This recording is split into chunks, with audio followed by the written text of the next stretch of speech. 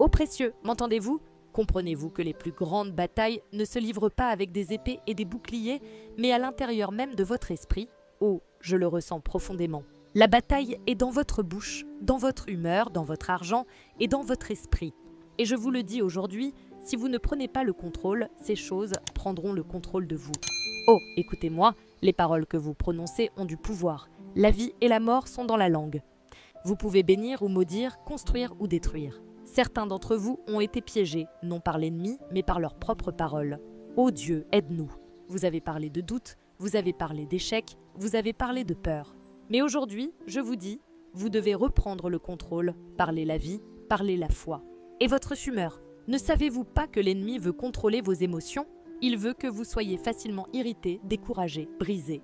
Mais Dieu ne vous a pas donné un esprit de peur, il vous a donné la puissance, un esprit de force et de sagesse. Vous n'avez pas à être esclave de vos émotions, ni à être ballotté par chaque tempête. Il y a de la puissance dans la stabilité, et Dieu veut que vous soyez inébranlable. Et votre argent? Oh, ne savez-vous pas que l'argent n'est pas mauvais, mais que l'amour de l'argent vous détruira? Certains ont laissé l'argent les dominer, au lieu de dominer leur argent. Certains dépensent sans sagesse, vivent sans discipline et s'étonnent ensuite de manquer. Mais je vous le dis aujourd'hui, Dieu veut que vous soyez un intendant, non un esclave. Et votre esprit? Ô précieux, écoutez-moi maintenant. Le champ de bataille est dans l'esprit. L'ennemi n'a pas besoin d'attaquer votre corps s'il peut capturer vos pensées. Certains d'entre vous vivent dans la peur, le doute, la confusion, parce qu'ils ont laissé l'ennemi semer le mensonge dans leur esprit. Mais aujourd'hui, je déclare, vous devez reprendre le contrôle, renouveler votre esprit, penser à ce qui est pur, beau, digne de louange.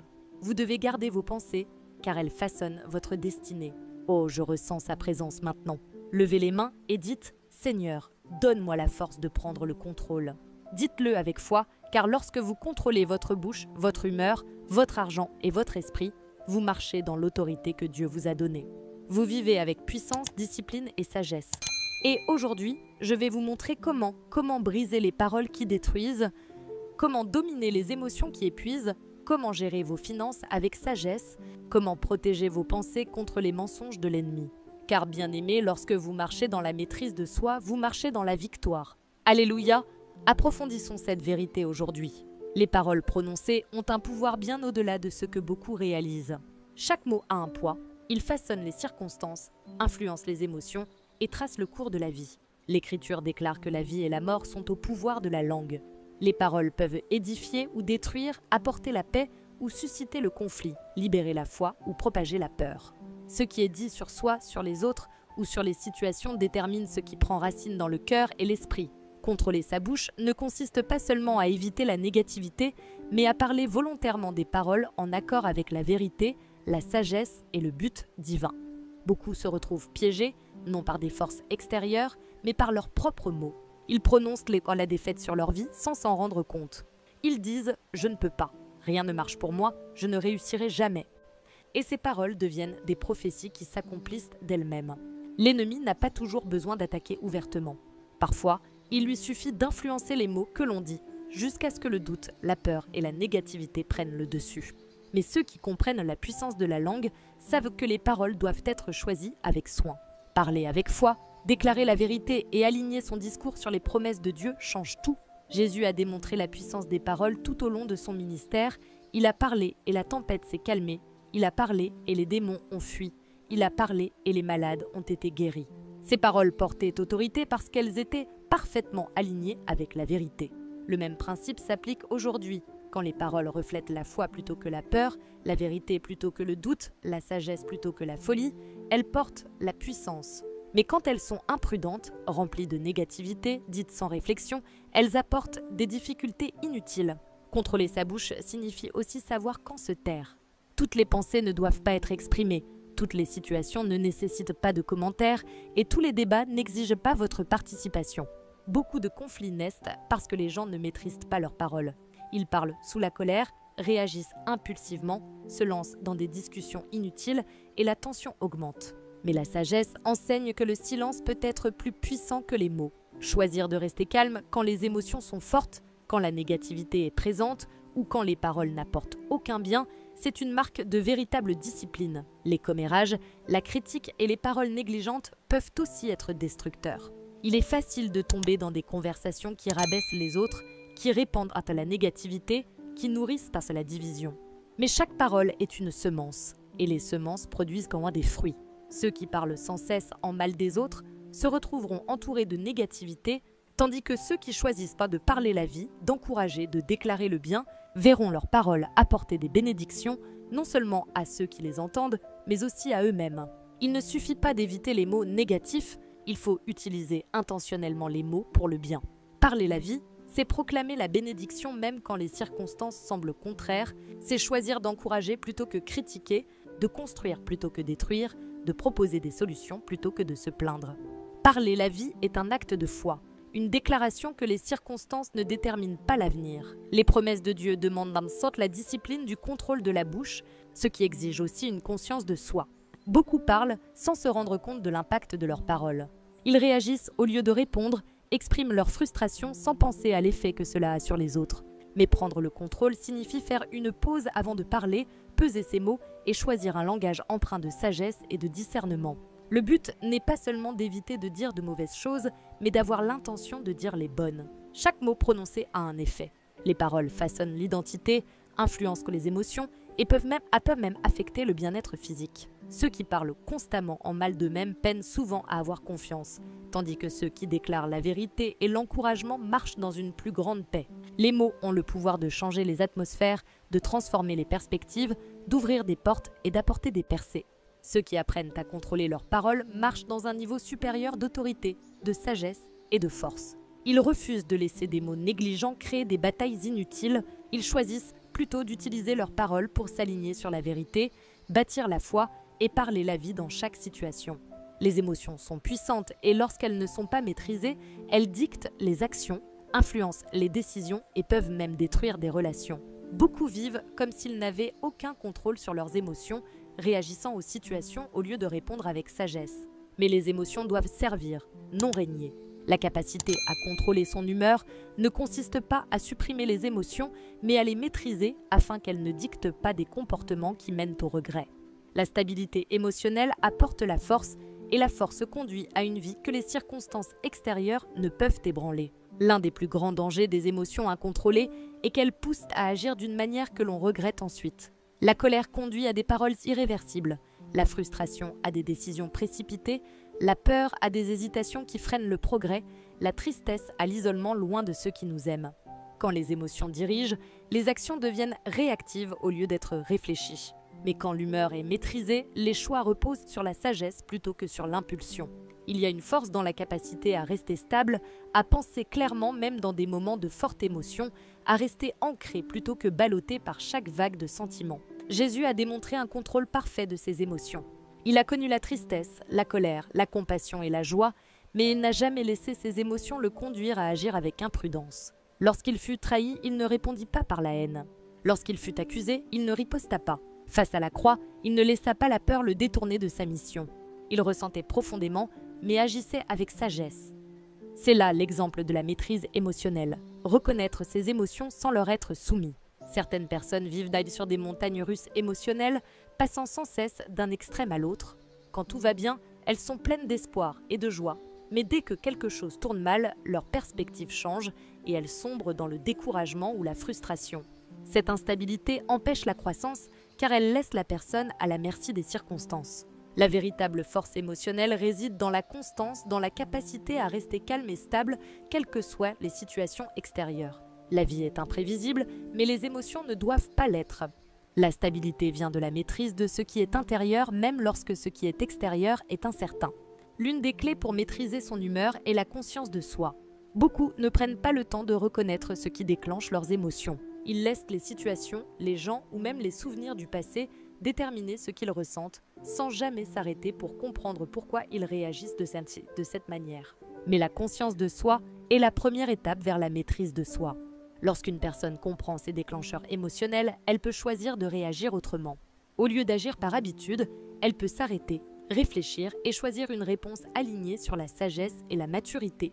Une autre clé de la maîtrise émotionnelle est la protection de l'esprit. Ce que l'on nourrit dans son esprit influence directement les émotions. Les pensées négatives produisent moins des sentiments négatifs. Se concentrer sur les échecs passés mène au découragement, Consommer constamment de mauvaises nouvelles crée de l'anxiété. Mais quand l'esprit est rempli de vérité, d'affirmations positives et des promesses de Dieu, les émotions changent. La joie remplace la tristesse, la paix remplace l'inquiétude, la confiance remplace le doute. Maîtriser son humeur commence par maîtriser ce sur quoi l'esprit se concentre. La prière et la méditation sur la parole de Dieu sont aussi des outils puissants pour stabiliser les émotions. Quand les émotions deviennent écrasantes, entrer dans la prière apporte la clarté. Quand la frustration monte, rechercher la présence de Dieu apporte le calme. Quand l'inquiétude tente de dominer, se rappeler les promesses de Dieu apporte la paix. La présence divine a le pouvoir de réaligner les émotions, de remplacer l'instabilité par la force et de transformer le chaos en paix. Mettre des limites est aussi essentiel pour garder la stabilité émotionnelle. Certaines personnes s'entourent de négativité, de conversations toxiques, de situations qui les vident émotionnellement. Préserver sa paix signifie choisir ce à quoi s'exposer et ce dont il faut s'éloigner. Cela signifie reconnaître que toutes les batailles ne valent pas la peine d'être menées, que toutes les offenses ne méritent pas de réponse, que toutes les situations ne requièrent pas une réaction émotionnelle. La sagesse, c'est savoir quand se retirer, quand garder le silence et quand rediriger son énergie vers ce qui apporte la croissance et la paix. Maîtriser son humeur ne signifie pas ignorer ses émotions, mais les comprendre, les gérer avec sagesse et refuser qu'elles dictent les actions. C'est développer un esprit inébranlable, un cœur stable, un esprit discipliné. Les émotions doivent être ressenties, mais non dominées. Ceux qui apprennent à maîtriser leur humeur marchent dans une paix plus grande, prennent de meilleures décisions et vivent une vie guidée non par des sentiments passagers, mais par une sagesse durable. L'argent est un outil, non un maître. Il doit être contrôlé et non contrôlé. Beaucoup ont des difficultés financières, non par manque de revenus, mais par manque de discipline. Ils dépensent sans plan, vivent au-dessus de leurs moyens et laissent l'argent dicter leurs émotions, leurs relations et leurs décisions. Mais la stabilité financière ne dépend pas du revenu, elle dépend de la gestion. Quand l'argent est administré avec sagesse, il apporte sécurité, paix et liberté. Mal géré, il apporte stress, inquiétude et esclavage. L'une des plus grandes erreurs financières est de vivre pour la satisfaction immédiate. Dépenser impulsivement pour des plaisirs temporaires sans penser aux conséquences à long terme. Acheter ce dont on n'a pas besoin avec l'argent qu'on n'a pas pour impressionner ceux qui ne regardent même pas. Ce cycle d'achat impulsif crée stress et dette, transformant l'argent d'une bénédiction en fardeau. La vraie sagesse financière réside dans la capacité à différer la gratification, à donner la priorité aux besoins avant les envies et à comprendre que la vraie richesse ne réside pas dans la possession, mais dans la liberté financière. Le monde encourage la mentalité de l'excès, des maisons plus grandes, des voitures plus récentes, plus de luxe. Mais accumuler sans sagesse conduit à la ruine. Beaucoup pensent que s'ils gagnaient plus, leurs problèmes financiers disparaîtraient, mais le problème n'est pas le revenu, c'est la gestion. Certains gagnent peu et vivent en paix, d'autres gagnent beaucoup et se noient dans les dettes. Le contrôle financier commence par l'état d'esprit, par la compréhension que l'argent est une ressource à gérer sagement, non à gaspiller. Le budget est l'un des outils les plus puissants pour le contrôle financier. Beaucoup l'évitent, car ils le voient comme une restriction, alors qu'en réalité, il apporte la liberté. Il garantit que l'argent est utilisé avec intention, qu'un plan existe pour chaque dépense et que les décisions financières s'alignent sur les objectifs à long terme. Sans budget, l'argent se perd facilement, les petites dépenses inutiles s'accumulent et avant qu'on ne s'en rende compte, les ressources disparaissent sans valeur durable. Mais avec un plan, l'argent accomplit sa mission au lieu de disparaître sans responsabilité. Une autre clé du contrôle financier est de distinguer besoin et envie. Beaucoup de problèmes viennent de la confusion entre les deux. Un besoin est essentiel, nourriture, logement, santé, stabilité. Une envie est un luxe, objet, divertissement, amélioration non nécessaire. Il n'y a rien de mal à profiter de son argent, mais lorsque les envies passent avant les besoins, les problèmes commencent. Une personne sage apprend à être reconnaissante, à vivre selon ses moyens et à apprécier ce qu'elle a, plutôt que de toujours courir après plus. Être satisfait ne signifie pas se résigner, mais trouver la paix avec ce que l'on a tout en avançant vers une meilleure gestion financière. La dette est un autre fardeau que beaucoup portent inutilement. Certaines dettes sont inévitables, mais une grande partie de ces difficultés résulte de mauvais choix financiers, comme l'usage excessif des cartes de crédit ou des prêts pour des choses non essentielles, vivant au-delà de ses moyens. Ces habitudes créent un cycle d'esclavage financier où l'emprunteur devient serviteur du prêteur. La dette enlève la liberté, provoque le stress et limite les choix. Mais la maîtrise financière consiste à prendre des décisions qui évitent les dettes inutiles en se concentrant sur la santé financière plutôt que sur les désirs du moment. Cela implique de rembourser ses obligations, d'éviter les emprunts superflus et de construire un avenir libéré des chaînes financières. L'épargne et l'investissement sont des éléments essentiels du contrôle financier. Beaucoup vivent de salaire en salaire, non parce qu'ils y sont forcés, mais parce qu'ils n'ont jamais développé l'habitude d'épargner. Disposer de réserves financières procure une sécurité en temps de crise. Investir judicieusement permet à l'argent de croître plutôt que de disparaître. Ceux qui comprennent les principes financiers savent que l'argent doit travailler pour eux et non être dépensé sans réflexion. Ils reconnaissent l'importance de planifier l'avenir plutôt que de vivre seulement pour le présent. La générosité fait aussi partie de la sagesse financière. L'argent n'est pas fait pour être accumulé, mais pour être utilisé à bon escient. Ceux qui donnent, qui bénissent les autres, qui utilisent leurs ressources pour aider plutôt que pour amasser, découvrent que leur vie financière est plus épanouie. Donner ne diminue pas la richesse, cela augmente la bénédiction et crée un état d'esprit d'abondance plutôt que de manque. Le vrai succès financier ne consiste pas seulement à posséder davantage, mais à utiliser sagement et avec intention ce qui est donné. Le contrôle financier demande discipline, patience et changement de mentalité. Cela signifie faire des choix réfléchis plutôt que de réagir aux circonstances, comprendre que l'argent est un outil à utiliser et non une source d'identité ou de sécurité. Ceux qui maîtrisent la discipline financière marchent dans une paix plus grande, sachant qu'ils ne sont pas dominés par l'argent, mais qu'ils contrôlent son usage. L'esprit est le champ de bataille où commencent toutes les victoires et les défaites. Chaque action, chaque décision, chaque résultat prend naissance dans la pensée. Si l'esprit est rempli de doutes, de négativité et de peur, ces pensées se manifesteront dans des actions et des habitudes qui les reflètent. Mais si l'esprit est gardé, discipliné et centré sur la vérité, il devient une source de force, de clarté et de but. Ce qu'une personne laisse habiter dans son esprit façonne son avenir, influence ses émotions et détermine sa capacité à réussir. Contrôler son esprit n'est pas une option, c'est une nécessité pour vivre une vie de paix, de sagesse et de sens. Beaucoup vivent à la merci de leurs pensées, laissant leurs inquiétudes les consumer, leurs peurs les paralyser et leurs expériences passées les définir. Ils entretiennent des pensées d'échec, de rejet, d'impossibilité, puis se demandent pourquoi ils peinent à avancer. Mais l'esprit n'est pas une décharge pour toutes les idées négatives. Il doit être protégé avec intention, discipliné avec sagesse et aligné sur la vérité. Tout comme un jardin doit être entretenu pour éviter les mauvaises herbes, l'esprit doit être cultivé pour empêcher les pensées destructrices d'y pénétrer. Les Écritures enseignent que ce qu'un homme pense, il le devient. Cela signifie que ce qui remplit l'esprit finit par façonner le comportement, les habitudes et l'identité. Si l'esprit se concentre constamment sur les problèmes, la vie semblera écrasante. S'il se focalise sur le manque, il y aura toujours une impression d'insuffisance. Mais si l'esprit se tourne vers les solutions, les possibilités, la foi et la croissance, alors les opportunités et les percées commenceront à apparaître. L'esprit est puissant, et ce qu'on y introduit détermine ce qui en ressortira. L'un des plus grands dangers d'un esprit indiscipliné est qu'il se laisse facilement influencer par des voix extérieures. Le monde est rempli d'opinions, de distractions et de bruits qui réclament l'attention. Les médias sociaux, les informations et les conversations chargées de négativité façonnent peu à peu la pensée sans qu'on s'en aperçoive.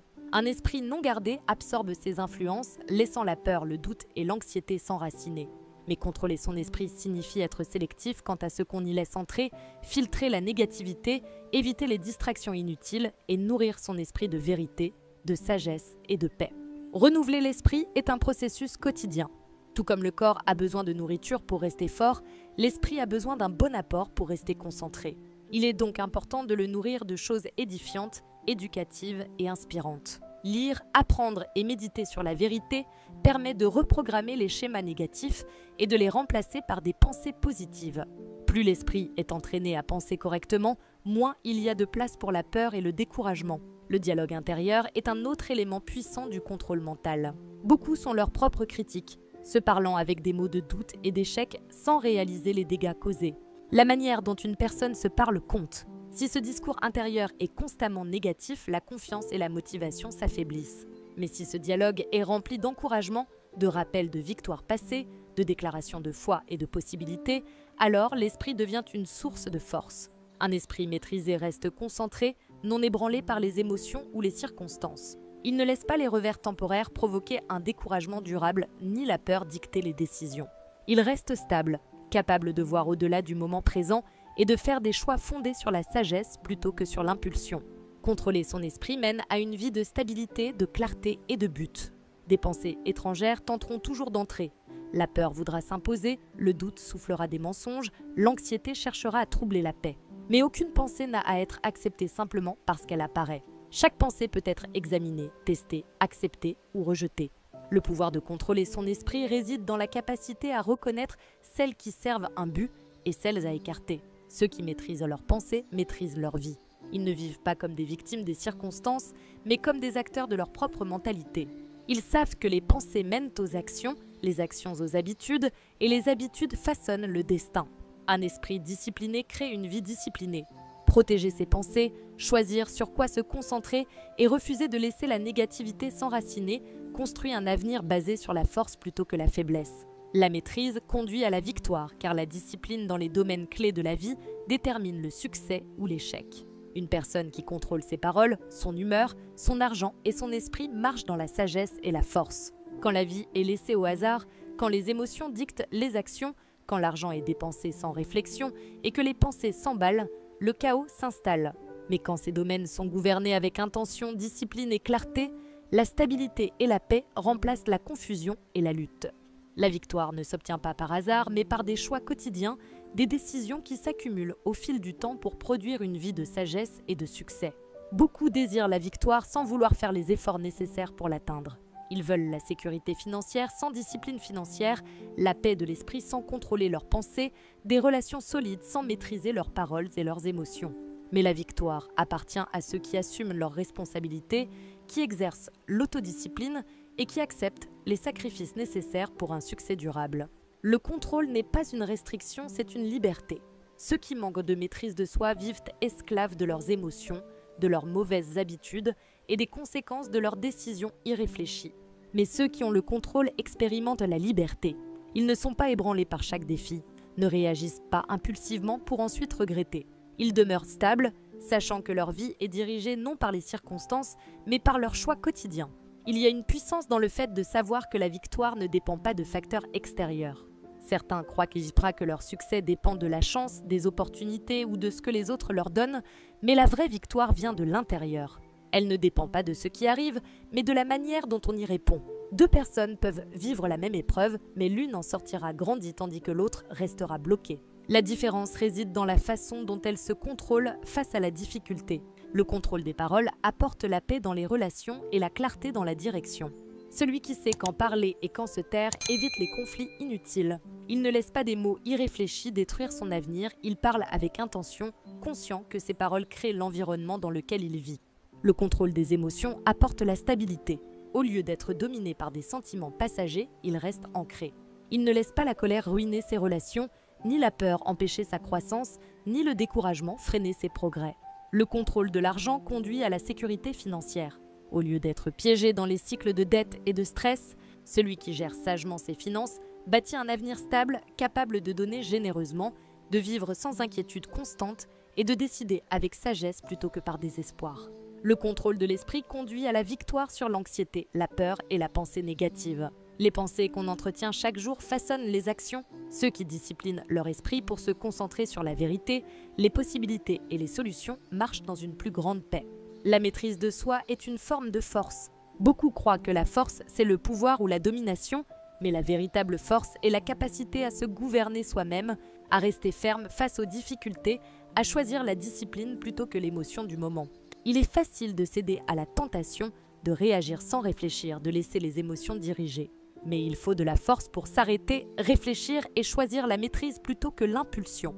Tous les grands leaders, toutes les personnes à succès, tous ceux qui ont marqué leur époque ont compris la puissance du contrôle. Ils se sont d'abord maîtrisés avant de chercher à diriger les autres. Ils ont discipliné leurs actions, leurs paroles, leurs habitudes et leurs pensées. Leur victoire n'était pas accidentelle, elle résultait d'une vie intentionnelle. Ils ont choisi de dominer leurs émotions plutôt que de s'y soumettre, de prendre des décisions financières sages plutôt que d'être gouvernés par l'argent, de peser leurs mots plutôt que de parler sans réfléchir. La victoire est le fruit naturel d'une vie maîtrisée. Cela ne veut pas dire qu'il n'y aura jamais d'épreuves, mais que les épreuves ne dicteront pas le destin. Cela ne signifie pas qu'il n'y aura pas d'échecs, mais qu'ils ne détermineront pas l'issue finale. Celui qui marche dans la maîtrise marche dans la victoire. Il comprend que le pouvoir de réussir a toujours été entre ses mains et que la discipline cultivée chaque jour garantit son avenir.